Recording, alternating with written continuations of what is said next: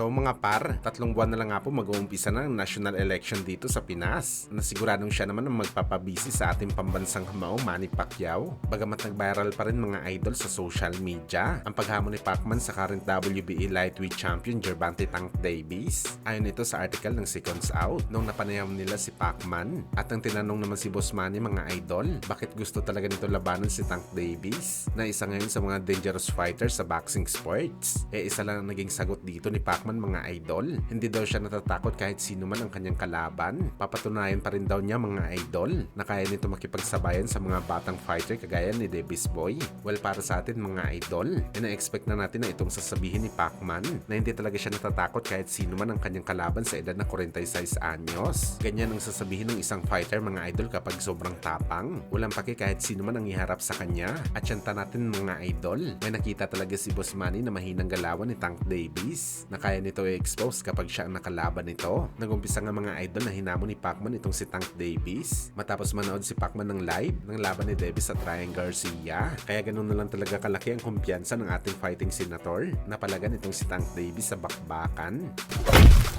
Samantala sa bakbakan naman po na magaganap sa pagitan ni Floyd Schofield kalaban ng 3 division champion na si Shakur Stevenson sa undercard ni Dmitry Bivol at Artur Beterbiev na idadao sa Saudi sa February 22. Matinding banat po mga idol ang binitawan ni Schofield para kay Shakur. Aniya pupunta daw siya sa laban para hindi makipaghabulan sa laban kay Shakur. Pupunta daw siya sa laban para pilitin na basagin ang muka ni Shakur. Talagang isusuffocate daw ni Schofield itong si Stevenson hanggang sa mawala daw ang kanyang game plan sa laban at para maagaw nito ang WBC title ni Shakur at may ibagay sa kanyang unang talo nito kung saan mga idol ang dahilan ni Schofield kung bakit ganun na lang ito kakumpiyansa natatalunan niya ang 3 division champion dahil may impormasyon daw na binigay sa kanyang isa sa mga kasamahan ni Shakur sa training camp na ayon naman pangalanan ni Schofield may nakarating daw sa kanya mga idol ang mga weaknesses ni Shakur Stevenson at makikita daw natin ito mga idol sa aktual na laban nila dahil plano nito i-expose ang lightweight champion. Alam din daw ni Schofield mga idol na merong mental issue at physical issue ngayon si Stevenson